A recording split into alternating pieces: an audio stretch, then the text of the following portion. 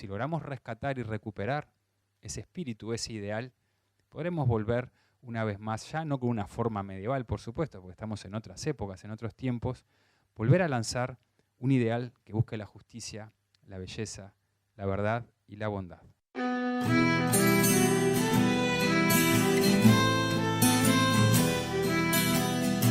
Buenas noches y bienvenidos a nuestra casa, Nueva Acrópolis, esta escuela de filosofía, y en la noche de hoy vamos a recorrer un poquito la historia de esta enigmática orden, la Orden de los Templarios, que sin duda es la orden más famosa y donde se han escrito ríos de tinta, a veces con mayor rigor histórico, muchas veces llegando o rayando la fantasía. En la noche de hoy vamos a tratar de discurrir justamente a través de la historia para conocer no solamente la parte historiográfica de la orden, sino también sus símbolos y sobre todo el legado que dejó a Occidente y a la historia. Aquí arrancamos con su máxima. Recién hace un ratito me preguntaban qué quería decir esa máxima que está en latín. Y se puede traducir básicamente como: no para nosotros, Señor, no para nosotros, sino para la gloria de tu nombre. Pero vamos a hacer un poquito la historia, cómo surge la Orden de los Templarios. La Orden de los Templarios no es una novedad, sino que va a encarnar un modelo, si tomamos a Platón arquetípico, del modelo del caballero, del guerrero, que vamos a encontrar también en otras culturas, inclusive en Oriente. Vamos a encontrar el caballero medieval que encontramos en Occidente, también lo encontramos en otras culturas. Por ejemplo, en el antiguo Japón todos conocemos a los samuráis y su código de honor del Bushido. También mucho más atrás en el tiempo, en la India, encontramos la casta Kshatriya y el famoso Arjuna, que está inmortalizado en un texto del Bhagavad Gita, que justamente también encarna ese guerrero que tiene que enfrentar adversidades, las sombras, las dificultades. Y por supuesto, en China encontramos también antecedentes, inclusive con la misma característica de ser monje y guerrero, que son los famosos monjes Shaolin. ¿Qué ocurre? En el año 1095 se produce la primera cruzada, que quiere decir que de alguna manera Europa, Occidente, responde para ir a recuperar o a conquistar los territorios de Jerusalén que estaban en manos del mundo islámico musulmán, hacía ya muchísimos años. Lo que se desencadena esta cruzada son varios factores, pero sobre todo y especialmente que quienes gobernaban en ese momento, influenciaban los diferentes califatos, se fueron volviendo más intolerantes con los cristianos hasta llegar al punto no solo de destruir el Santo Sepulcro, sino que también dificultar y prácticamente impedir la peregrinación de los cristianos de Europa hacia Jerusalén. Eso obviamente se pone en marcha. La primera cruzada en 1095 termina en 1098, 99, y cuando finaliza se recuperan los territorios cristianos. ¿Pero qué ocurre? Se había movilizado mucha gente desde Europa, pero una vez que se conquista todo, los monarcas, los nobles que habían ido acompañando, etc., se vuelven para su casa y quedan en precarias condiciones esos estados, ¿sí?, que se les llamó después de ultramar, de Tierra Santa. Y para poder mantener esos estados, porque obviamente estaban rodeados, ¿sí?, de musulmanes, iban a intentar recuperarlo, como era lógico. Y fue así que surgen las diferentes órdenes monásticas o militares religiosas. Y surge la idea de, por primera vez en el mundo occidental, de unir el ideal del monje con el guerrero. Actualmente los medievalistas gustan más llamar el término frailes más que monje, porque en realidad estas órdenes de caballería, que la primera va a ser la de los templarios, utilizaban justamente los mismos principios, pero no vivían en un monasterio, sino que eran guerreros. Y esto es una novedad para Europa, porque el poder concebir que alguien, ¿sí?, religioso blandiera una espada iba un poco contra la tradición o la mentalidad de la época. Pero esto se vio como una necesidad. Y así fue que en Jerusalén, Balduino II, el patriarca de Jerusalén, les da a los templarios, que se crea esta orden en el año 1119, les da, al lado ahí de la mezquita de Aqsa, de la mezquita de la cúpula, de la roca, les da un palacio y ahí se asientan. ¿Por qué se llaman los templarios? Porque ahí míticamente estaba el famoso templo de Salomón. Y si bien su nombre de esta orden es los pobres caballeros de Cristo, en realidad le fue quedando los caballeros del temple y posteriormente los templarios. Esta orden tenía la finalidad, en principio, de proteger a los peregrinos desde el puerto de Jaffa, que era donde se embarcaban todos, hasta Jerusalén. Al principio eran 9, y esto ha quedado en las crónicas, aunque son bastante posteriores a la fundación, de que eran solamente 9 caballeros y que estuvieron prácticamente durante 9 o 10 años sin recibir a nadie nuevo. Bueno, sabemos obviamente por la historiografía que son bastante más, tenemos por lo menos datos de más de 30 caballeros que en ese periodo, hasta que la orden, vamos a ver después, empieza a crecer y se le da una regla oficialmente, se la reconoce por el Vaticano, había más de 9 caballeros. Es obviamente un número simbólico. Pero también tenemos que recordar que cuando nosotros hablamos de un caballero medieval en la Edad Media, es como un blindado moderno, ¿no? Entonces, no solamente es un caballero, sino que además está acompañado siempre mínimamente por un escudero y también por infantería, sargentos de a pie. Entonces no es solo una persona, sino que son 7, 8, a veces 10 personas que rodean al caballero. Entonces es una unidad militar de por sí. Y es como un tanque de guerra. O sea que para tirar a un caballero no era tan fácil si uno era un infante. Entonces esto va a ser una característica porque los templarios nunca van a tener una cantidad enorme de efectivos, sino que siempre va a ser como un cuerpo selecto, de élite, disciplinado y entrenado, y los mejores durante las cruzadas. Luego de su fundación en 1119, se produce el Concilio de Troyes, y en 1129 se los acepta, como decíamos, se los reconoce, se los legaliza de alguna manera a nivel del Vaticano, a través, y se les da la famosa regla latina, que fue su primera regla, que era una regla muy estricta, en donde se unen estos elementos que decíamos, voto de castidad, pobreza y obediencia, que ya lo vienen haciendo, junto con la disciplina guerrera del caballero militar. La regla era bastante dura y estricta. Acá hay algunos elementos que tenemos, ¿no? Lo primero, se le prohibía usar joyas, emblemas, oro o plata, que era muy común. Los caballeros cuando iban al combate se engalanaban con sus mejores ropas, con sus estandartes, y la orden del temple no. Hay una unificación total y se despojan, tienen voto de pobreza, entonces no tienen nada de uso personal, está prohibido. Todo lo que tienen es propiedad de la orden. ¿Cómo vestían los caballeros? Bueno, en la regla vemos que los caballeros vestían con un manto blanco, que era muy importante para ellos y que además los sacralizaban, era como su símbolo. Y ese manto blanco los diferenciaba de todas las demás órdenes de caballería. Posteriormente se les va a autorizar, inclusive, utilizar la famosa cruz pateo o bermeja, que es la cruz típica de los templarios que vamos a ver, y que los distinguía de otras órdenes en el campo de batalla. Esta regla era tan estricta que no les permitía retroceder, aunque el enemigo fuera 3 veces mayor. La regla también decía que no se iba a pagar ni una pulgada ni un centímetro de tierra si los capturaban. Era muy común en esa época que si uno era un noble y era capturado por el enemigo no nos matara. No por piedad, sino porque nos iban a canjear por dinero, ¿sí? Por metálico, joyas o lo que se pudiera sacar. Bueno, los templarios sabían que si eran capturados nadie iba a pagar nada.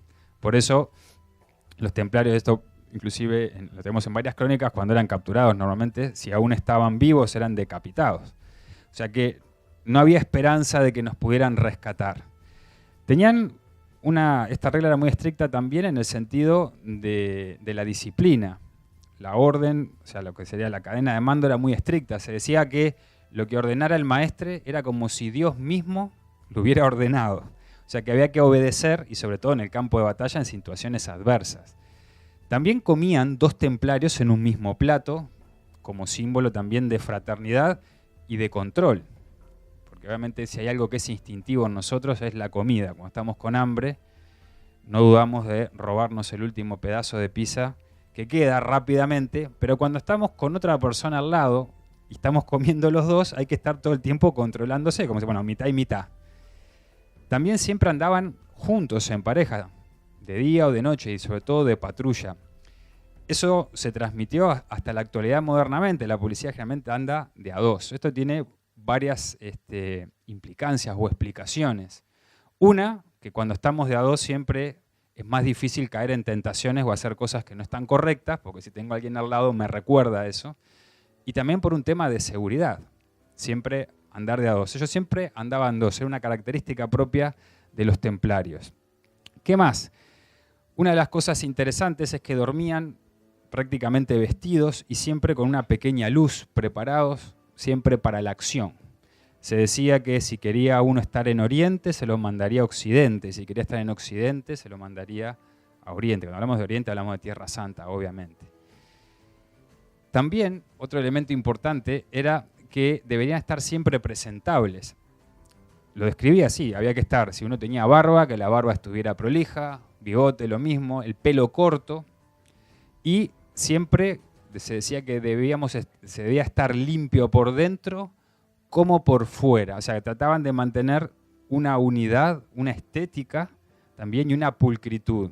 Y esto, ¿por qué es importante? ¿Por qué produce un cambio inclusive en las tácticas, en la estrategia y en la visualización en el combate? Porque en esta época, en la Edad Media, las tácticas de guerra no estaban muy desarrolladas. No es como en la época del Imperio Romano, donde las legiones romanas son todas ordenadas, muy estratégicas, sino que aquí en la Edad Media, básicamente, cuando venía el combate, daban la orden de carga y cada uno por su lado. Entonces, eso producía, obviamente, muchas veces un caos y muchas veces una mortandad muy alta. Los templarios eran altamente disciplinados y tenían, a través de su estandarte, que lo vamos a conocer también, todo un sistema de señales. Y no podían romper las filas, tenían que mantener la unidad y la disciplina. Bien, ¿cómo estaba organizada la Orden de los Templarios? La Orden de los Templarios estaba organizado primero por el Gran Maestre, que era la cabeza, era el más importante, que hubo unos cuantos, más de 20, y 6 de ellos murieron en combate. Y debajo del Gran Maestre estaba lo que serían un Estado Mayor, si podríamos decirle, ¿no? Con el mariscal, el senescal y los maestres regionales. Y por debajo de ellos estaban, por un lado, los capellanes, que eran los sacerdotes, digamos, propios del temple, que era muy curioso porque los templarios van a ir ganando a medida que van creciendo y van pasando los años, van ganando beneficios. Entre ellos es que tienen sus propios capellanes independientes de todo el resto de la cristiandad. Y eso les permitía tener una autonomía, además están exentos de pagar impuestos y no están bajo ninguna autoridad eclesiástica, no importa dónde estén. Solo responden al Papa. Entonces esto le da una independencia económica y política, lo cual les va a permitir desarrollarse y volverse muy poderosos. Tanto es así que se va a convertir en una especie de Estado dentro de Estados, porque la Orden del Temple no solamente va a estar en Tierra Santa, por supuesto va a estar en Francia, en el Reino de Francia, en lo que actualmente es España, que no se llamaba España, el Reino de Aragón, de Castilla, el Reino de Portugal, obviamente en Inglaterra, en Escocia, va a haber por muchos lados. Y fíjense, solo dependen de la autoridad papal, exclusivamente. Por debajo, bueno, perdón, en la misma línea, vamos a encontrar también a los que se llaman los caballeros, que eran estos, que no eran los más numerosos de la orden, eran los más famosos, los que usaban el manto blanco, los que tenían este voto de castidad, pobreza y obediencia, que son los más conocidos. Muchas veces, y después nos va a hablar Vladimir de esto, los templarios se situaron en fortalezas, en castillos, en las zonas donde había más conflictos bélicos, pero en lugares más pequeños se van a conformar en pequeñas construcciones que son encomiendas y a veces ahí había 1 o 2 caballeros, nada más. Pero eso era suficiente para mantener el orden y la ley. Pero de esto nos va a hablar mucho más Vladimir en un ratito.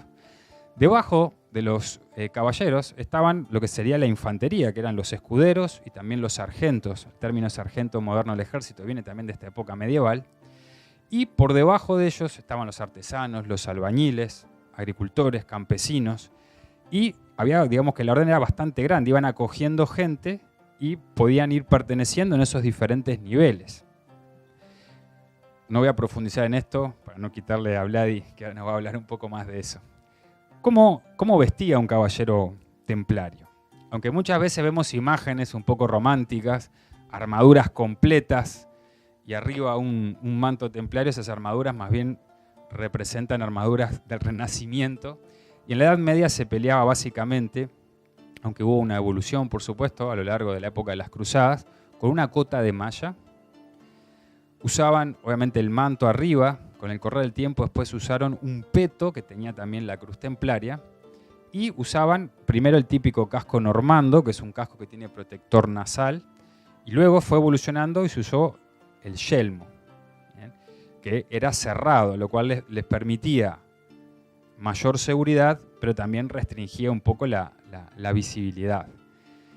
Obviamente imagínense toda esta carga de peso, que son muchos kilos, y en Tierra Santa, que no es precisamente un lugar muy frío, sino bastante cálido, lo cual generaba bastante calor y era bastante difícil sostener. Por eso tenían que estar en muy buen estado físico y entrenamiento. Por eso decíamos que era un cuerpo de élite. Ay, bueno, se fue todo muy rápido. Ahí.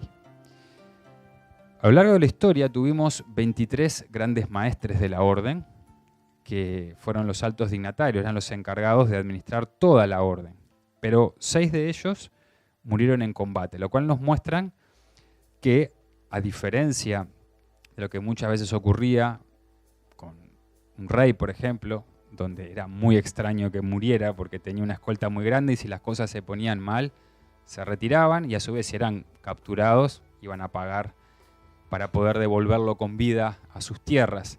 Los templarios no. Y tenemos varias crónicas de muertes en batallas heroicas de estos grandes maestres. Esto es una de las características que le daba esa fuerza también, que era la fuerza del ejemplo. Y aunque un gran maestre tenía mucho poder, seguía manteniendo su voto de pobreza. Sí, tenía muchos medios, pero seguía teniendo el voto de pobreza. Y esto daba un ejemplo muy fuerte y sobre todo también en el campo de batalla. En la última gran batalla, que es la pérdida de la última ciudad en Tierra Santa en 1291, que fue la caída de Acre, o San Juan de Acre, ahí el gran maestre templario murió ahí en primera línea y una flecha le entró por la axila. Ustedes saben que el único punto o más sensible era cuando uno levantaba el brazo, por aquí abajo, una flecha se le clavó y le perforó el pulmón y falleció ahí peleando en primera línea.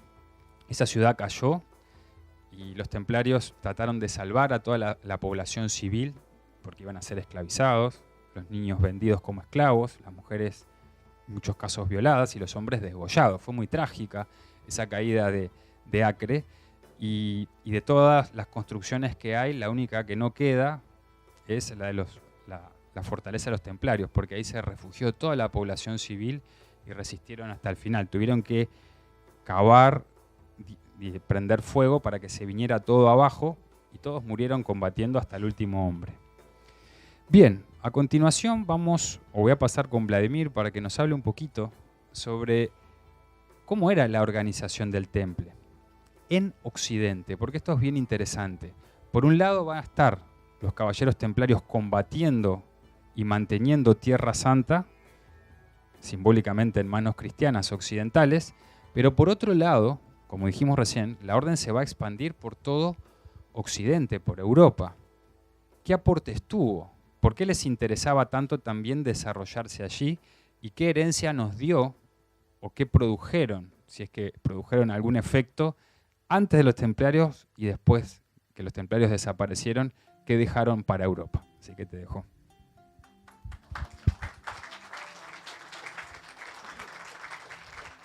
Bueno, muchas gracias. Recién Mauricio nos comentaba cómo estaba organizada la orden de los caballeros templarios en Tierra Santa. Pero funciona para este lado. Spoiler. El anterior se va. Ahí va. Perfecto, gracias. Pero la orden del temple es como un pequeño enigma, un pequeño misterio, el que se da de cómo esos primeros, de forma mítica o simbólica, 9 caballeros que estaban en Tierra Santa, o tal vez fueron más, cómo una orden, que en un principio era tan pequeña, en muy poco tiempo logró expandirse no solamente por Tierra Santa, sino por toda Europa.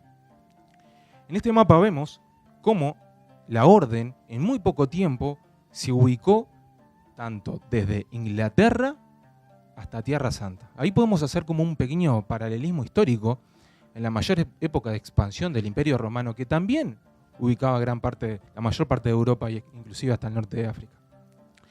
Pero bien, para entender un poco esta expansión o qué fue lo que estaba detrás de este desarrollo de los templarios, también tenemos que situarnos un poquito en el momento histórico en el que nos encontrábamos. Y era esencialmente una Edad Media.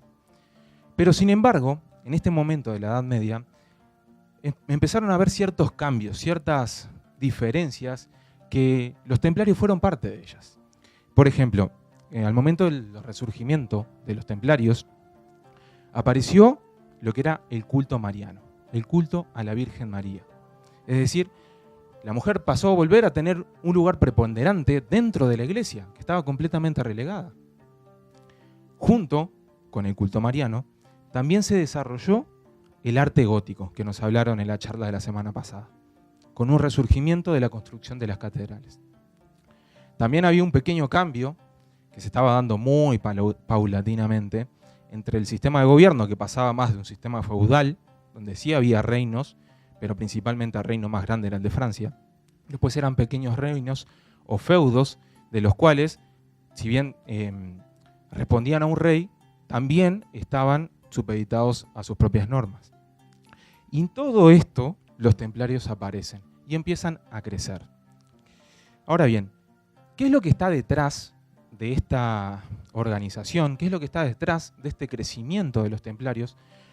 Hay como una especie de organización muy básica, pero sin embargo muy, muy efectiva, que ayuda al crecimiento de la orden en muy poco tiempo, de forma muy rápida. Y es lo que posteriormente se llama como la encomienda templaria. ¿Qué era una encomienda? Una encomienda podía ser hasta una casa muy sencilla, podía ser un pedazo de tierra, un pedazo de campo, inclusive hasta un recinto amurallado, y en algunos casos había hasta castillos que eran encomiendas templarias, en las cuales existía la figura de un comendador. Este comendador era como un representante de la Orden del Temple, de los Caballeros del Templo de Salomón, en ese lugar. Al estar este representante, era como que si en todo lugar donde hubiera una encomienda, la orden estaba presente. Y si la orden estaba presente, había un orden que seguir, había unas normas que cumplir, pero también había un desarrollo civilizatorio en la zona. Y este impulso civilizatorio, este impulso de desarrollo que se da en la encomienda templaria y que a posteriori se replica en toda Europa, es lo que ayudó a una que se conoce como una misión inclusive de la Orden del Temple, que es una misión civilizatoria. Es como un impulso civilizatorio que se da en este momento de la historia, acompañado de todos estos otros elementos que veíamos. Ahora bien, rápidamente las encomiendas crecieron. De hecho, llegaron a haber hasta 9.000 encomiendas que estaban distribuidas por toda Europa. Hoy por hoy nosotros, si vemos, no nos resulta tan raro que haya comunicación en lugares muy cercanos o inclusive entre lugares muy distantes. Pero acá tenemos que tener un poco presente que la comunicación no era un elemento muy sencillo. De hecho, inclusive, como es característico de las edades medias, viajar, comunicarse, transportarse, era muy difícil, por dos motivos principales. Primero que nada, era muy inseguro. Y por otro motivo, al ser muy inseguro, era muy costoso. Entonces no cualquiera podía transitar y moverse libremente por estos elementos. Es así que el desarrollo de las encomiendas favoreció la comunicación entre las diferentes encomiendas y así también favorecer el desarrollo del temple para poder comunicarse entre sí.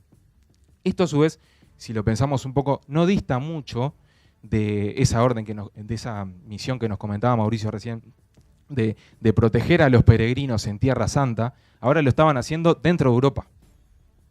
Y sin embargo, estos elementos permitieron el desarrollo de la orden, y no solamente de la orden, como vamos a ver, también de los seres humanos que vivían en entorno a la encomienda. Como decíamos, había 9.000 encomiendas, es lo que nos dicen las crónicas, de las cuales había aproximadamente 50 castillos y fortalezas. Si nosotros pensamos, de esos anteriores, de los primeros, esos pobres caballeros de Cristo, ¿cómo podían llegar a tener castillos y fortalezas? Bueno, nos dicen las crónicas, de hecho está documentado, que había muchas donaciones a la orden del Temple. Y estas donaciones, muchas veces, eran en zona caliente. En Tierra Santa lo tenemos claro, porque estaban los musulmanes muy cerca, pero por ejemplo, ya lo que es la parte meridional de España y Portugal, también había una invasión musulmana, y estaban presentes. Entonces muchos de estos castillos se donaron en lo que se llaman las zonas calientes. Ahí estaban los templarios para habitarlos. O sea, no era una donación muy sencilla. Otro elemento fundamental es que con el desarrollo propio de la encomienda, la orden llegó a tener hasta 20.000 miembros. Uno dice, bueno, 20.000 miembros no parece tanto si iba por toda Europa. Sin embargo, caballeros eran 2.000. Proporcionalmente muy poco. Esto nos dice otro elemento fundamental que va de la mano al desarrollo intrínseco de la orden, y que había otros motivos que movían a la orden para expandirse por toda Europa y desarrollar a los seres humanos que estaban cerca, que no solamente era un tema numérico de cantidad, sino que había un tema de calidad, de que cada ser humano también podía desarrollarse, y que cada ser humano, cada participante de la orden, por llamarlo de alguna forma, podía hacer un desarrollo que realmente valiera la pena. Junto con el desarrollo de las encomiendas, apareció otro elemento que también es característico de los templarios, y es lo que llamamos un banco medieval. De hecho, se conoce actualmente así. Nosotros hoy por hoy nos movemos con la tarjeta de crédito, la tarjeta de débito, y transportamos el dinero de una forma muy sencilla. De hecho, hacemos transferencias bancarias por internet de un país a otro. Sin embargo, en este momento de la historia, transportar dinero, y no solamente dinero, bienes de cambio, bienes de valor, no era algo fácil. Nosotros pensamos, imagínense lo siguiente, transportar grandes sumas de dinero llevaba, que por ejemplo transportaban oro, carruajes enteros y convoys enteros que cruzaban de un lado al otro. Eso era casi inviable. ¿Por qué? Por la propia inseguridad que había en la zona. Sin embargo, en el desarrollo del temple, y como empezaron a haber muchas encomiendas, se desarrolló este banco medieval. ¿Qué era lo que consistía? Tenían el desarrollo de lo que hoy conocemos como una letra de cambio, como un cheque. Entonces, cualquier persona podía dejar sus bienes en custodios de la orden y se le daba una letra de cambio. Esa letra de cambio, que estaba criptografiada, que estaba cifrada, por llamarlo de alguna manera, se llevaba a otra encomienda y ahí se hacía el cambio. Eso permitió un desarrollo mayor de la comunicación y del transporte del dinero. Y como empezó a fluir, también empezó a crecer. En esto tenemos que tener algo claro. Cualquier persona podía hacer esto. Y lo hacían desde vasallos hasta inclusive reyes. Es así que cuando empezó a crecer un poco la orden, muchos reyes empezaron a pedirles préstamos monetarios. Y eso después a la postre, como vamos a ver, trajo alguna serie de inconvenientes, porque estaba bravo después para pagarles. Y con este desarrollo de las encomiendas y el desarrollo de este impulso civilizatorio, también empiezan a haber más elementos de comunicación. ¿Con qué? Con una flota naval propia, de los cuales había 2 puertos, que eran propios de los templarios. Uno en el mar Mediterráneo y otro un poquito más misterioso que estaba en el océano Atlántico. Como sabemos, y en estos momentos y en otros momentos de la historia, la existencia de un puerto permitía el intercambio, no solamente de bienes, sino también de conocimiento. De hecho, si recordamos, por ejemplo, el puerto de Alejandría, también había un puerto en el cual cada persona o cada barco que llevaba dejaba sus escritos, se copiaban en la biblioteca de Alejandría y quedaban en torno a la biblioteca. Bueno, estos elementos, estos puertos con flota naval, permitían el intercambio también en zonas muy distantes. ¿Qué era lo que tenía una encomienda? ¿Por qué la hacía tan grande? Las encomiendas empezaron a desarrollarse y con estos elementos de comunicación, con estos elementos en los cuales empiezan a fluir un poco las cosas, los templarios trajeron desde Oriente nuevas técnicas de producción. Con estas nuevas técnicas de producción, que en realidad muchas de ellas en sí mismas estaban perdidas en Europa, no es que nunca habían existido, trajeron técnicas de producción y de cultivo que permitieron el desarrollo económico de la orden, pero sin perder el objetivo inicial. O sea, la orden seguía teniendo el voto de pobreza. Por eso veíamos cuando Mauricio comentaba, nada para nosotros, Señor, sino para tu gloria. Ese era el sentido fundamental. Con el desarrollo de la encomienda y en estos medios de producción, las personas que estaban cerca de las encomiendas empezaron a acercarse, empezaron a vivir en torno a la encomienda y por eso también empezaron a crecer en cantidad de personas. Al empezar a crecer podían tener más medios de producción. ¿Por qué? Porque la orden les daba los elementos básicos de dignidad humana. Estaban los elementos para producir, podían tener comida, podían tener también seguridad, pero también podían tener una asistencia sanitaria básica, una salud pública, y también podían tener hasta elementos que no podían acceder de otra manera. ¿Cómo lo hacían esto? En base al desarrollo. Cuando empezaron a traer otros elementos de producción, la orden empezó a crecer cada vez más. Y es así que empezaron a desarrollarse entre ellas de una manera más formal. Es así que varias encomiendas formaban lo que se llamaba un bailo. Cuando había varios bailos, es decir, varias encomiendas cerca de ellas, se empezó a llamar lo que era una provincia templaria. Y a medida que fue creciendo, estas provincias fueron creciendo más grandes y llegaron a haber, después de la caída de San Juan de Acre, hasta 9 provincias templarias a lo largo de toda Europa. Es así que, como nos decía Mauricio recién, empezaron a ver como pequeños estados dentro del Estado. ¿Por qué? Porque solamente respondían a la autoridad papal, no respondían al señor feudal de la zona o al rey. Así la encomienda creció y se transformó un elemento civilizatorio y un elemento de desarrollo de los seres humanos. Entonces, las encomiendas tenían los medios de producción, pero eran los medios, no eran los fines. Eran los medios necesarios para alcanzar determinados fines que estaban relacionados a este impulso civilizatorio.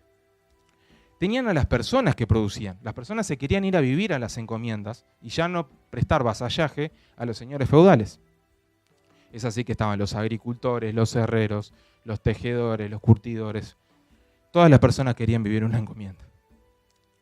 Y a su vez, las encomiendas tenían los medios de transporte. Ya no solamente producían, tenían las personas para producir y a su vez podían mover eso que producían. Eso permitió un desarrollo fundamental. Y así las encomiendas fueron creciendo. Pero nosotros, cuando vemos estos elementos organizativos, cuando empezamos a trabajar y a desarrollar, vemos que estos elementos del desarrollo, que es una forma de desarrollo de un pequeño gobierno, de un pequeño Estado, en sí no son nuevos.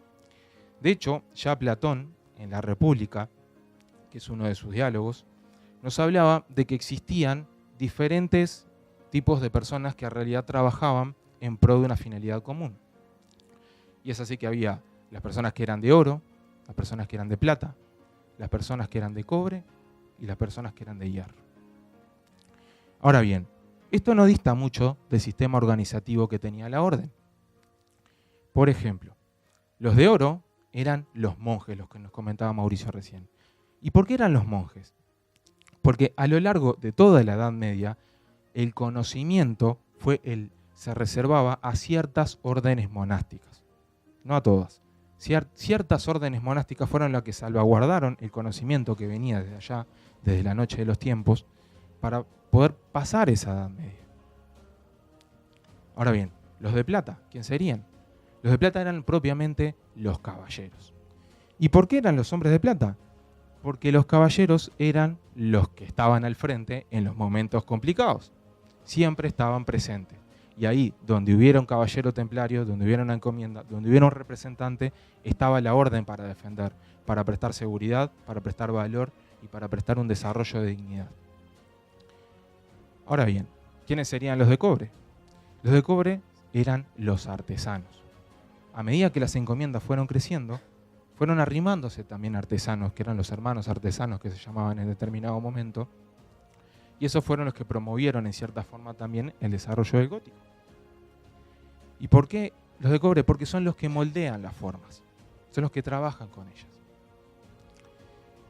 Y por último nos quedan los de hierro, que ¿quiénes eran? Los agricultores. No porque tuvieran una escala distinta, sino porque de la misma manera que una persona que pica la piedra y logra extraer el hierro de ella, o inclusive pica y logra extraer el oro, los agricultores también trabajan con la tierra y de ella pueden extraer los frutos.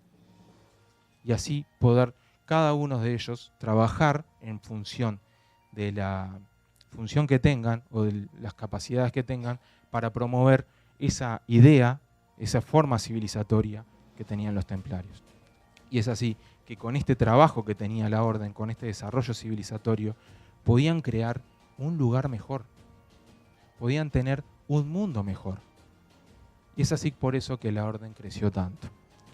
Pero para que veamos que esto no es solamente un elemento que puede quedar teórico o que pueda quedar solamente en la teoría, justamente, traje para compartir con ustedes unos extractos de la concesión de un castillo, que es el castillo de Gibert. Este castillo estaba de hecho quedan sus ruinas todavía, en la provincia de Castellón, en España, y fue cedido por el rey Alfonso II de Aragón. Entonces, vamos a abrir un poquito. Voy a leerles primero la cesión a la orden, que es la donación de la orden del templo. Dice: sépanlo todos, que yo, Alfonso, rey de Aragón, por la gracia de Dios, conde de Barcelona y marqués de Provenza, con aceptación y autoridad de los varones de mi curia, tanto catalanes como aragoneses, para el remedio de mi alma y la de mis parientes, doy, alabo y a perpetuidad concedo a Dios, a María y a la venerable casa militar del Templo de Salomón y a todos los hermanos que allí sirven a Dios, tanto presentes como futuros, el castillo de Gibert y el castillo que el vulgo llama Orpesa. Es decir, les estaba donando el castillo, pero este castillo no estaba así nomás, estaba ocupado por los moros.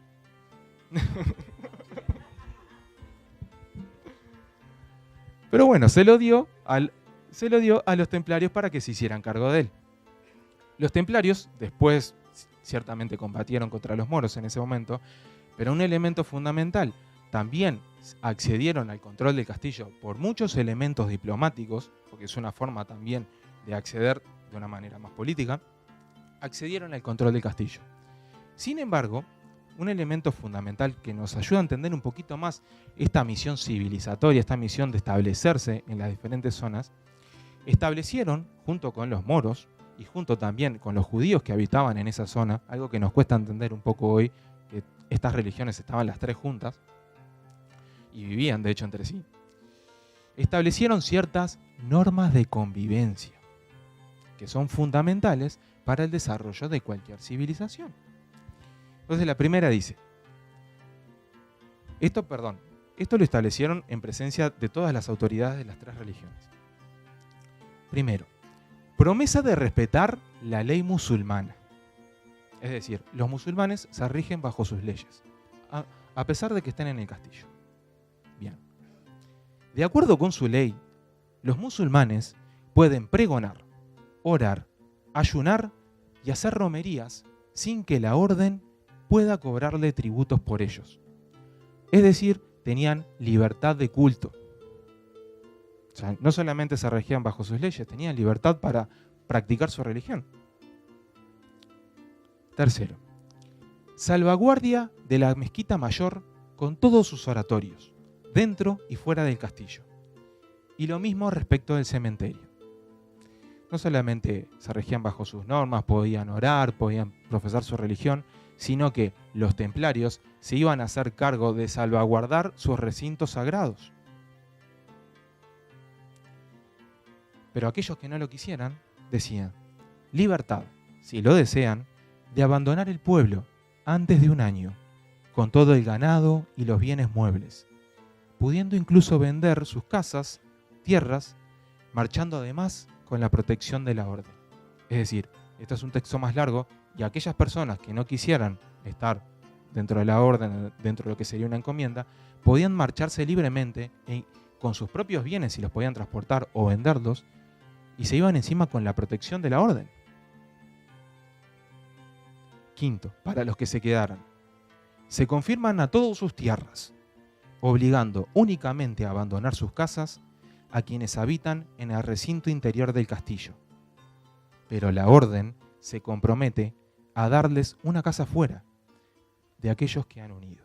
Es decir, aquellos que se quedan se pueden quedar, pero no dentro del castillo. ¿Y esto porque tenía un elemento de seguridad? Si se quedaba algún enemigo, podía cometer un atentado que estaba dentro. Tiene bastante lógica. Y por último, queda uno. Para aquellos que se quedaban fuera, dice, el temple se compromete a construir un muro entre el castillo y el arrabal moro, a sus expensas, sin poder exigir a los musulmanes contribuciones para la obra. Es decir, los sacaban del recinto interior del castillo, pero iban a construir un muro para establecer su propia seguridad. Y quisimos traer esto para compartir esto con ustedes, porque nos ayuda a entender un poco más cuáles eran los motores que estaban detrás de esta orden. ¿Por qué pudo crecer tanto? Que esto no dista de su misión original de salvaguardar a los peregrinos. No dista, en realidad, de establecer un lugar más seguro. Y en realidad no dista, con las normas de convivencia que podemos ver, que había en esta encomienda templaria y en otras que había por toda Europa, no dista de que se podía lograr construir un lugar mejor para vivir. ¿Sí? Y ahora les voy a dejar con Mauricio, que nos va a seguir hablando, porque hay otros elementos que van de carácter simbólico, misterioso, que tenía la orden del temple. Así que, gracias.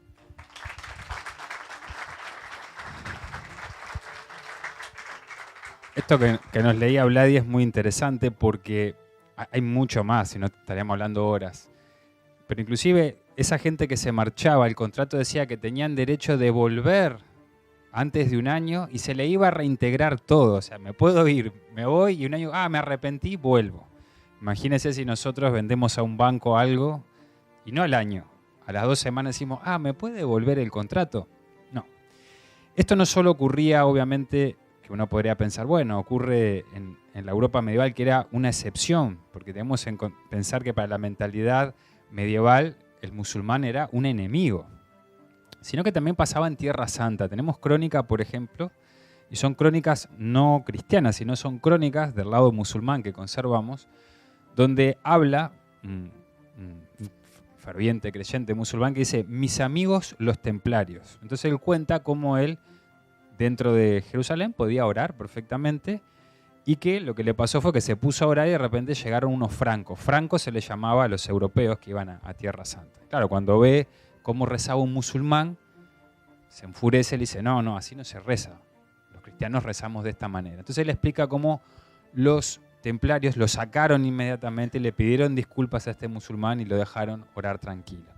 Una de las características que tenían los templarios y mientras estuvieron en Tierra Santa era esa libertad de culto, seguridad. ¿Y por qué digo esto? Porque claro, desde fuera uno puede decir, bueno, eran cristianos que luchaban contra los musulmanes. Sí y no. Luchaban por mantener los santos lugares, ¿no? Que eran muy importantes para las 3 religiones, no solo para el cristianismo, para el islam, sino también para el judaísmo. Sigue siendo un lugar caliente hoy en día y si van a Jerusalén se van a dar cuenta. En esa época ellos intentaron hacer una especie de tolerancia religiosa muy fuerte y tratar de unir a las personas más allá de su fe o su credo, porque en el fondo, como muy bien podemos analizarlo filosóficamente, más allá de las formas o diferentes religiones, todas buscan el bien y la moral es similar. Vamos a hablar un poco del simbolismo, que esto es interesante. Uno de los símbolos de los templarios es 2 caballeros en un caballo. Eso está en su sello de la orden institucional. Algunos cronistas han dicho, medievales, posterior, que esto se debía a que eran tan pobres que andaban 2 caballeros sobre un caballo, pero esto obviamente no es real, porque si bien tenían voto de castidad y pobreza, jamás le faltaba los caballos. De hecho, la regla decía que un caballero tenía 3 caballos a disposición, porque era como, no sé, imagínense, como que a un tanque, a un blindado, le falta el combustible y la munición, no funciona. Tiene otro elemento simbólico, obviamente no es nuevo, está en relación con los patrones de la caballería y tiene varias claves de interpretación. Esto de ver 2 caballeros que son como una especie de gemelos o hermanos, ya lo encontramos también en la tradición de la India, los asvins, las satyas, que justamente también son 2 gemelos que montan a caballo y de alguna manera representan la dualidad. Y como son guerreros, representan también la guerra.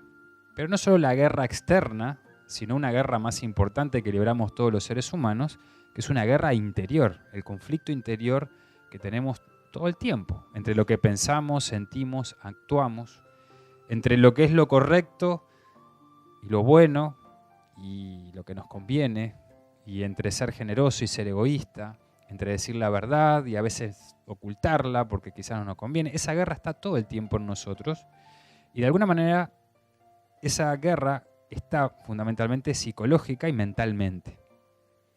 La mente siempre es representada por la dualidad y para poder armonizar esa dualidad, que es como nosotros vemos y entendemos el conocimiento y el mundo manifestado en dualidad, bueno, malo, blanco, negro, arriba, abajo, adelante, atrás, frío, calor, masculino, femenino, esa dualidad que está presente en la naturaleza, para poder congeniar necesitamos armonizarla. El símbolo de estos 2 caballeros, que no solamente estaban en la antigua India, sino que también son los patrones de la caballería que encontramos en Grecia y luego en Roma, que son Castor y Pollux, que son 2 gemelos, también simbolizan ese aspecto de la mente, que es una dualidad. De alguna forma, podemos tener pensamientos más elevados, superiores, rectos pensamientos, o podemos tener pensamientos más concretos, egoístas, comerciales, diríamos. Pienso en hacer algo para ganar otra cosa. Y a veces tenemos esa lucha, esa guerra, y hay que de alguna manera armonizarla, vencer. Y no solo armonizar la mente, sino también vencer nuestra parte animal, instintiva, que está representada por el caballo. Es decir, que el caballero simbólicamente doma al caballo y bajo su voluntad lo mueve. Es decir, domina su miedo, su ira, su ansiedad. Todos sus instintos están dominados bajo la voluntad, bajo la mente. Esa mente que es dual y está armonizada. Por eso, estos 2 elementos también de la mente aparecen en la mitología griega de Castor y Pollux, que uno era mortal y el otro era inmortal. Vamos a ver un poco más. En esta Edad Media, como bien nos contaba recién Vladimir, hay una irrupción no solo de los templarios, sino del arte gótico, la construcción de catedrales, que nos hablaron en la conferencia pasada tanto Rubens, que además del arte gótico y la construcción de las catedrales, aparece, no solo eso, el culto mariano que nos decía recién Vladimir, aparece también el mito del rey Arturo, el mito del Grial, de ese símbolo de los caballeros de la tabla redonda, ¿sí?, con sus 12 caballeros. También en estos siglos XI y XII aparecen las universidades, tratando de, otra vez, transmitir el conocimiento, inspirándose en la antigüedad. Y van a aparecer también el amor cortés a través de Leonor de Aquitania, es decir, una especie de forma medieval del amor platónico y muchas cosas más. Por eso muchas veces este periodo del siglo XI y XII se le llama como una especie de mini renacimiento previo al gran renacimiento que luego va a surgir, por supuesto, en Italia, en Florencia. Y los templarios van a representar de alguna manera esa caballería celeste espiritual.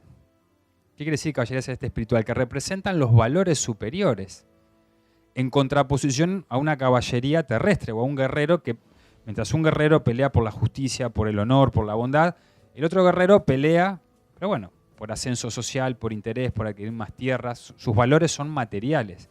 Y esos dos guerreros están enfrentados. Y esto también se muestra en la saga del Rey Arturo. Por eso, de alguna manera, los templarios van a encarnar en el imaginario colectivo esa especie de caballeros propios, reales, de carne y hueso, como aparecen en la saga del Rey Arturo, ¿no? Por sus principios, sus valores.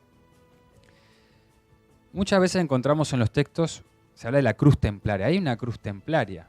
Bueno, sí, hay una cruz que la podemos asociar al temple, la podemos encontrar en los frescos, también en sus símbolos, y básicamente no es que estaban solamente con un tipo de cruz. Normalmente es la cruz paté o la cruz potenzada o floreada, que vamos a ver que lo importante es que no es una cruz simplemente latina, así, con dos vástagos, sino que tiene ampliadas las puntas, que tiene un valor simbólico que vamos a ver a continuación.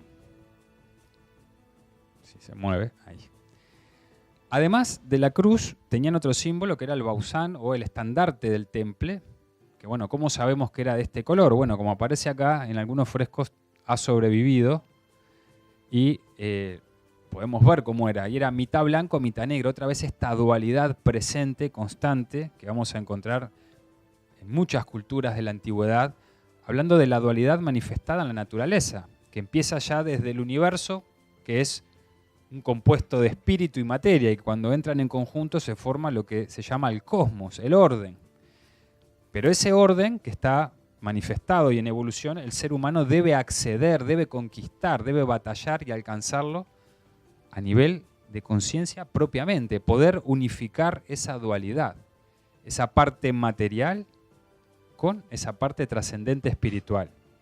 Y también de alguna manera la cruz simboliza esa, porque la cruz tiene, ¿sí?, dos travesaños, uno vertical representando lo trascendente, lo espiritual, y uno horizontal representando la materia.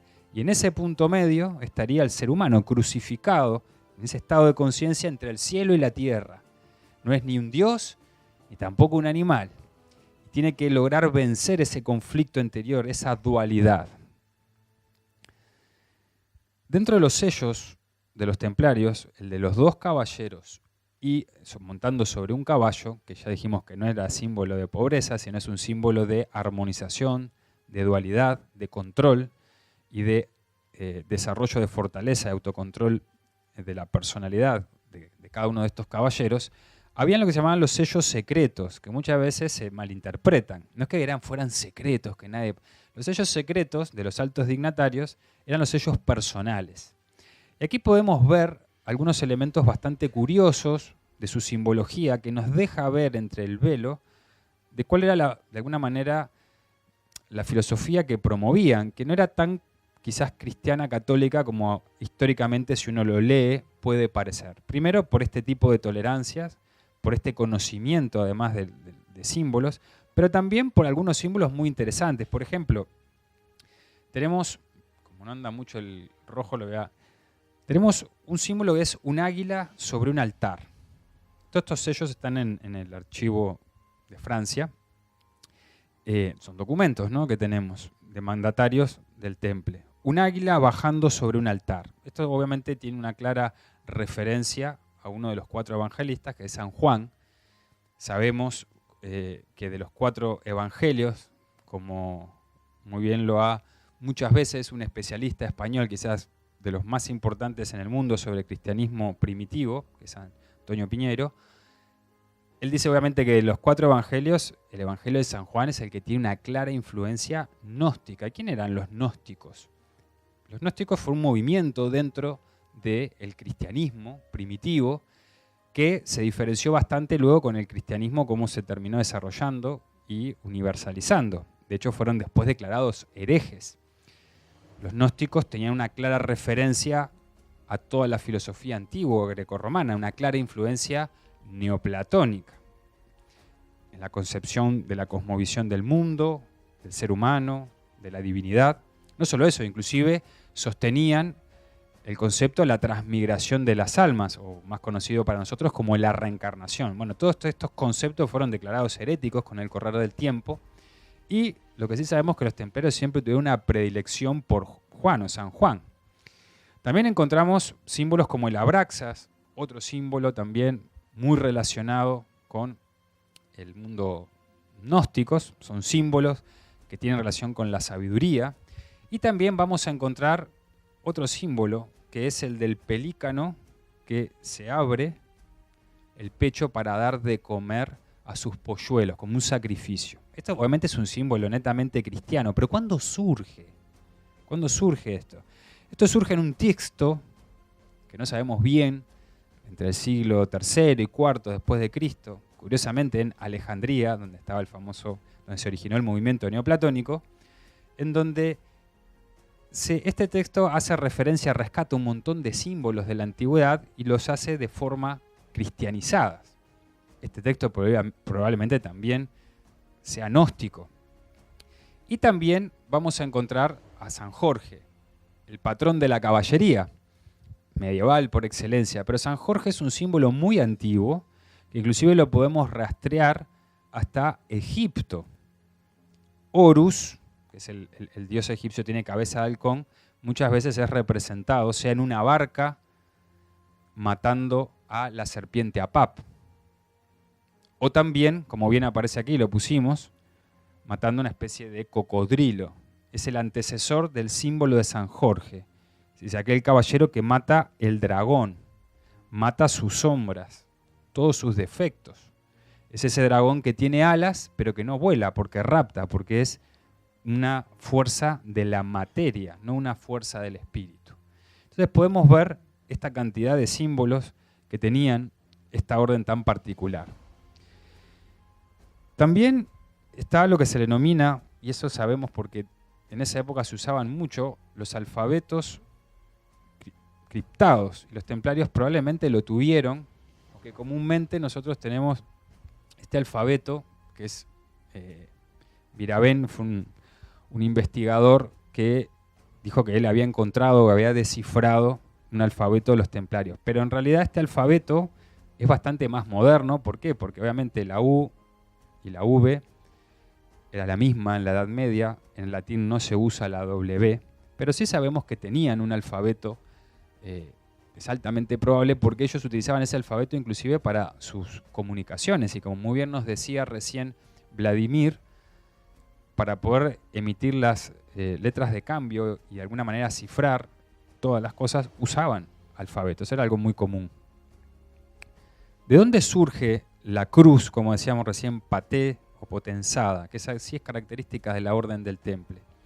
Aquí recordemos los que vinieron en la conferencia pasada que nos explicaban cómo se se ponía la piedra fundamental para la construcción de una catedral, se ponía en el centro.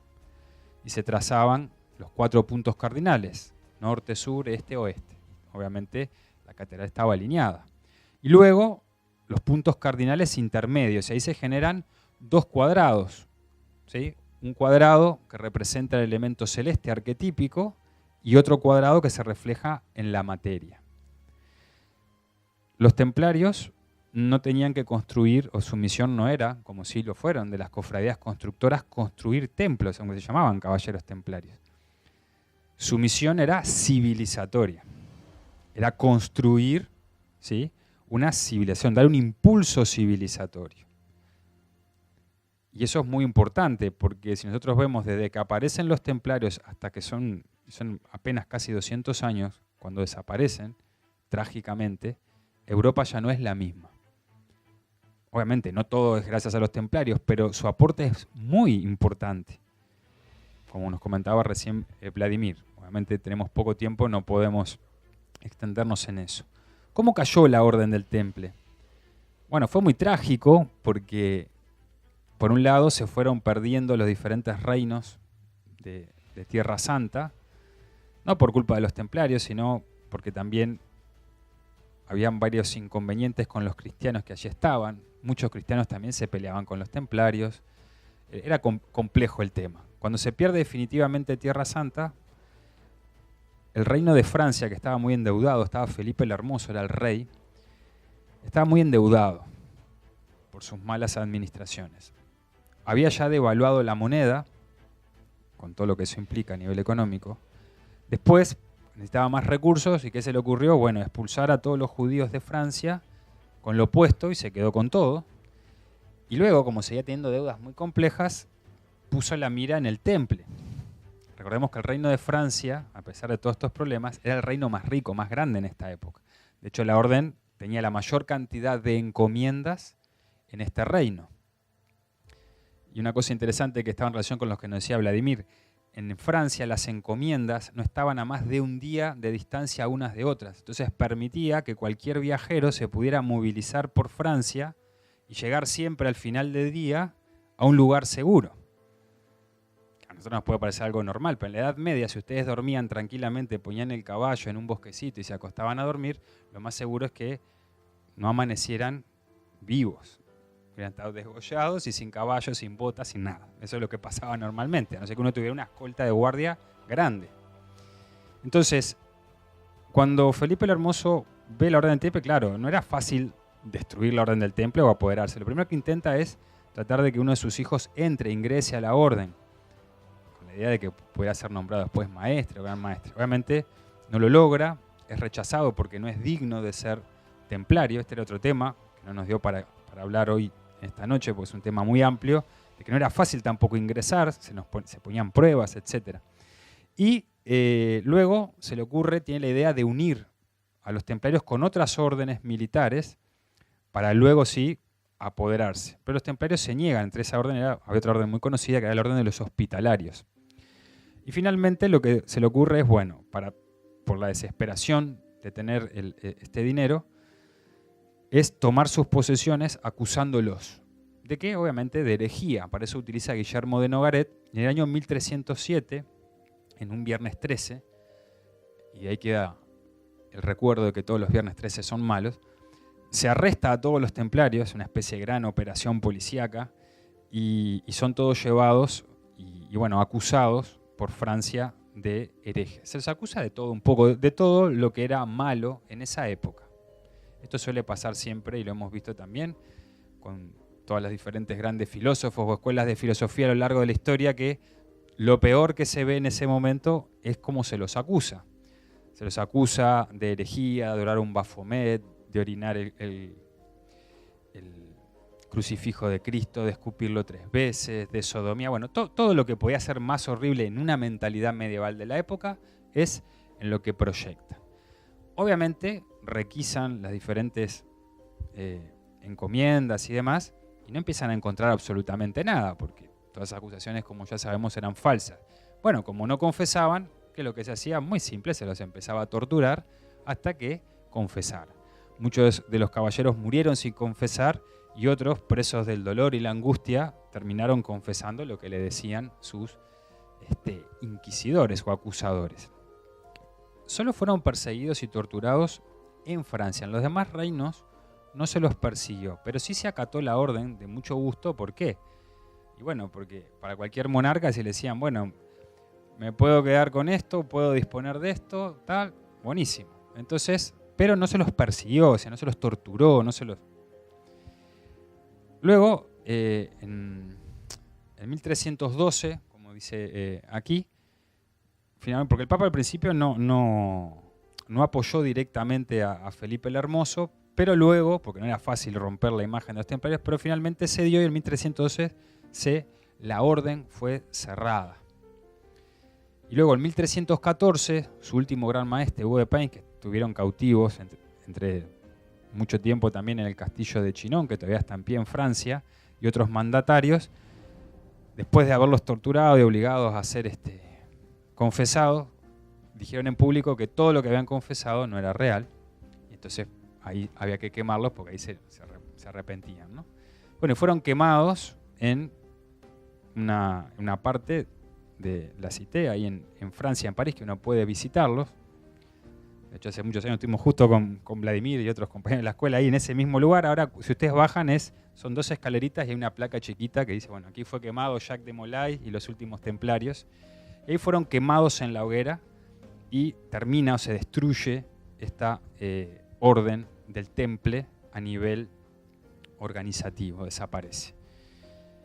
La orden del temple, de alguna manera, sobre todo en el Reino de Portugal, va a tener mucha importancia. Bueno, nos da el tiempo de desarrollarlo, pero se crea una orden especial y de alguna manera también va a ser o va a impulsar también mucho con el tiempo, por todo este conocimiento que había entre Oriente y Occidente, que tampoco nos dio el tiempo hoy para hablar.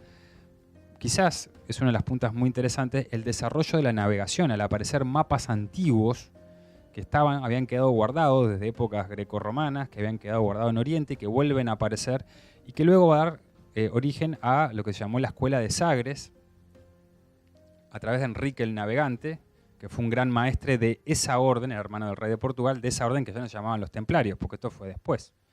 Los que estuvieron en Portugal hace poco habrán visto un monumento, ese es Enrique el Navegante, que tiene unos barquitos y que las cruces son, en el Castillo de Tomar, son las mismas de los templarios. Pero bueno, eso no tenemos tiempo hoy, no vamos a hablar, pero sí plantear para finalizar el aporte, de alguna manera, de la orden del Temple. Su aporte fue, como bien dijimos, civilizatorio, se produce un antes y un después, sobre todo en Europa, y se promueve a través de esas 4 grandes vías simbólicas, como si fuera una pirámide, ese fue su aporte, a través del desarrollo de la ciencia, a través de la geometría, obviamente que por supuesto que esto está enlazado, no eran solo los templarios, sino también las cofradías constructoras medievales que desarrollaron el gótico, la aparición de un montón de símbolos, el regreso de la alquimia, de textos muy antiguos, también el aporte a nivel de la política de la tolerancia. Esto pasó mucho en muchas ciudades, tenemos crónicas de eso, en Toledo, en Levante, en muchos lugares donde estaba la presencia templaria, el encuentro entre las 3 religiones, una especie de sinarquía, de volver a una unidad religiosa, más allá de las formas. También, del punto de vista del arte, el gótico, como dijimos, y aparte de la religión, claro, la universalidad y de la política, la fraternidad, la idea de un sueño de una unidad más allá de las diferencias. Que esto es muy importante, lograr una unidad más allá de las diferencias, lograr tener un ideal o un arquetipo que unifique a todas las aspiraciones humanas, que les pueda dar un punto en común más allá de las características individuales de cada ser humano. Y si bien los templarios desaparecieron en la historia, siguen quedando en el imaginario colectivo y las leyendas siguieron creciendo a pesar de la desaparición de la Orden del Temple.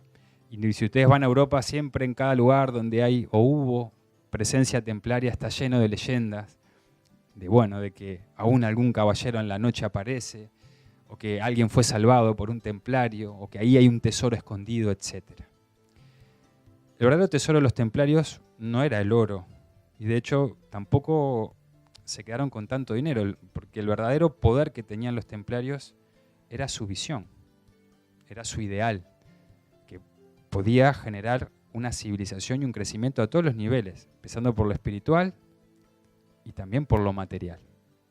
Ese fue su verdadero fortaleza, su verdadera riqueza. No es que hubo un tesoro oculto de los templarios, sino ese era su ideal.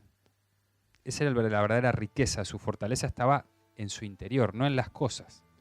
Pero bueno, si logramos rescatar y recuperar ese espíritu, ese ideal, podremos volver una vez más, ya no con una forma medieval, por supuesto, porque estamos en otras épocas, en otros tiempos, volver a lanzar un ideal que busque la justicia, la belleza, la verdad y la bondad. Buenas noches y muchas gracias.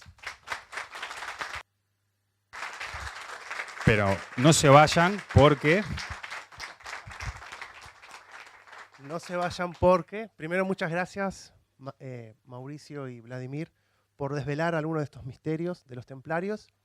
Y los vamos a invitar a la segunda parte de esta charla, o de esta noche, mejor dicho, para escuchar algunas melodías, algunas canciones de nuestro grupo, Ars Nova, que va a empezar a aparecer tras bambalinas, que nos van a traer algunas canciones inspiradas en el medioevo. Como recordarán, Ars Nova está formada por algunos integrantes voluntarios de Nueva Acrópolis. Y los dejo con ellos para disfrutar un poco de la música medieval.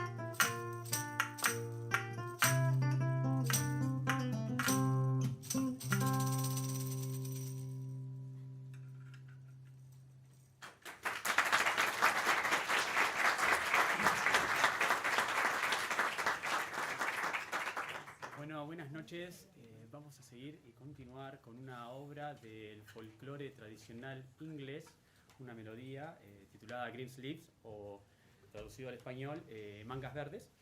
¿Sí? Y bueno, trata de una dama que cautiva y enamora al autor, ¿sí? Aparentemente amor no correspondido, dicen las lenguas antiguas de esa época. ¿Será así? También hay una leyenda que cuenta que fue compuesta por el rey Enrique VIII de Inglaterra a su amante y, bueno, y futura reina consorte, Ana Bolena. Con ustedes, Green Sleeves.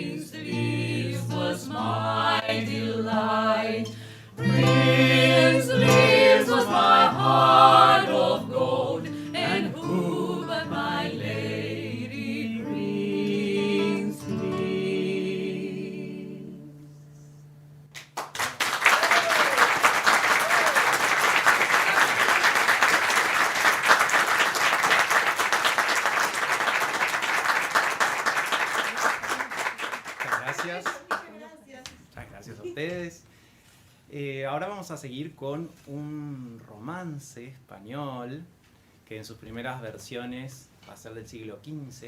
Es un poema de amor, nos cuenta una historia de amor. Y es parte de ese movimiento que surge a fines de la Edad Media, que es el amor cortés, donde el amor no es algo tan básico, tan burdo, sino que se buscar lo más noble del amor, que la dama pase a representar para el caballero su alma inmortal, sus virtudes del alma, que él va a dar lo mejor de sí mismo para conquistar. Este poema ha sido musicalizado por diferentes autores. Ahora la versión que vamos a presentar es del chileno Víctor Jara.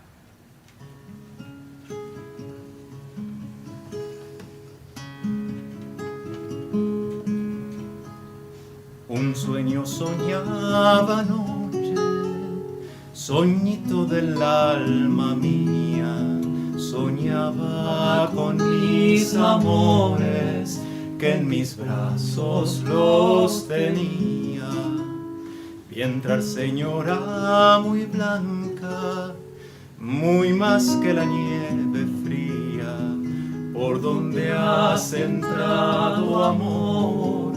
¿Cómo has entrado, mi vida? Las puertas están cerradas, ventanas y celosías. No soy el amor amante, soy la muerte, Dios me envía. Hay muerte tan rigurosa, déjame que viva un día. Un día no puede ser, una hora tienes de vida. Muy deprisa se calzaba, más deprisa se vestía. Ya se va para la calle en donde su amor vivía.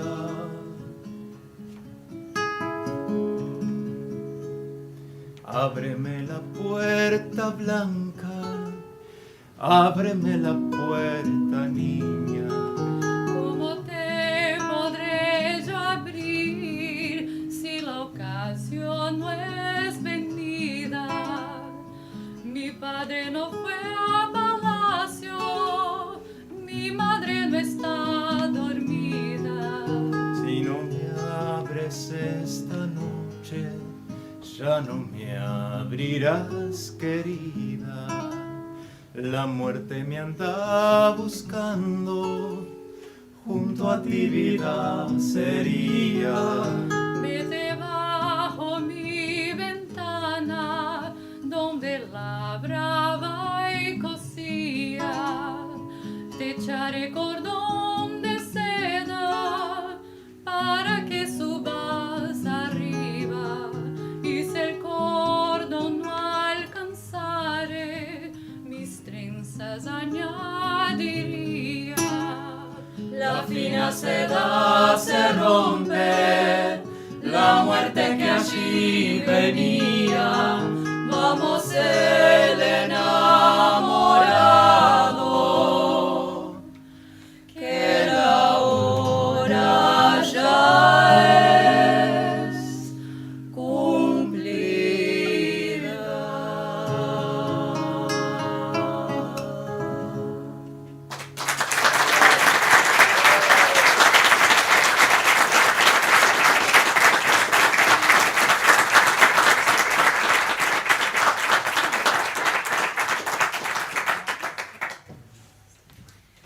Bueno, a continuación tenemos una linda melodía llamada Non Nobis, que deben haber escuchado en la charla, creo. Está basada en el lema de la Orden de los Templarios, que dice Non Nobis Domine, non nobis, sed nomine tuo da gloria. En español, nada para nosotros, Señor, nada para nosotros, todo para la honra de tu nombre, o para la gloria de tu nombre. Y esta es una melodía muy bonita, que fue hecha por Patrick Doyle, un escocés, para la película Enrique V de 1989. Entonces vamos a disfrutar un poquito de ella. Con ustedes, Non Nobis.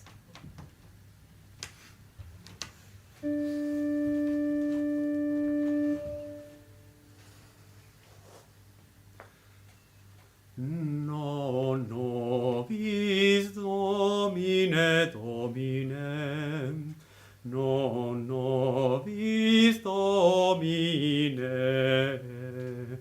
sed nomine tuo da gloria. Non nobis Domine, Domine, non nobis Domine, sed nomine tuo da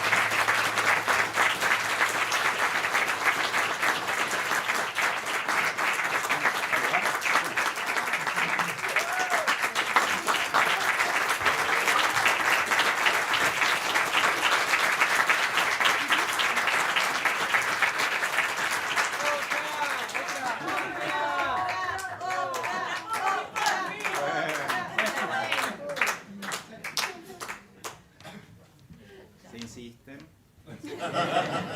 Hay que pensar cuál.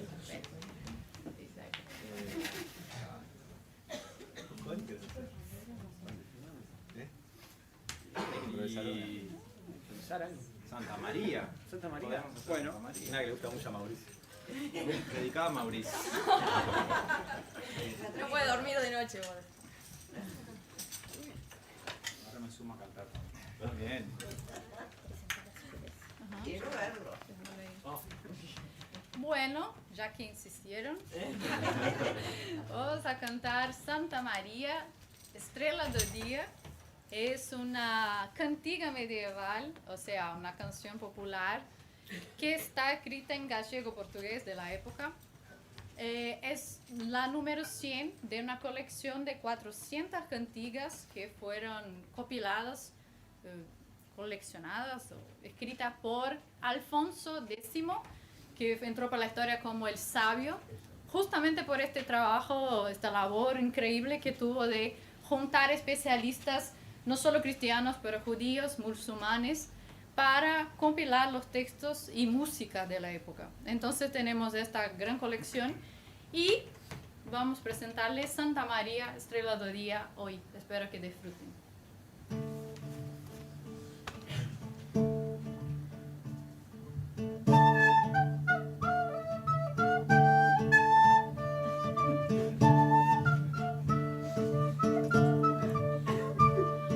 Santa Maria, estrela do dia, mostra-nos via, pera Deus e nos guia. Santa Maria, estrela do dia, mostra-nos via, pera Deus e nos guia. A ver, fazelos errados, que perder porão per pecados, entender de que muy culpados son mais perto son perdoados. Da ousadia que les fazia fazer folia, mas que não deveria. Santa Maria, estrela do dia, mostra-nos via, pera Deus se nos guia. A mostrar-nos deves carreira, purgar em toda maneira, assentar-nos verdadeira, que tu dar-nos podes sem leira. A Deus a ti outorgaria, e a queria por ti dar e daria. Santa Maria, estrela do dia, mostra-nos via, pera Deus e nos guia. Guiar bem-nos todo o teu siso, mais carem verá paraíso. O Deus é sempre boierizo, por aquel negre quiso.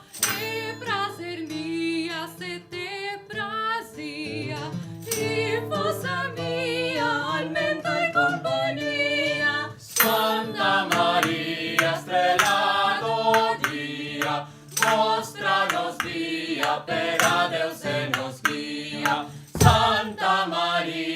estrellado dia, mostra-nos via, per a Deus se nos guia. Santa Maria, estrellado dia, mostra-nos via, per a Deus se nos guia. Santa Maria, estrellado dia, mostra-nos via, per a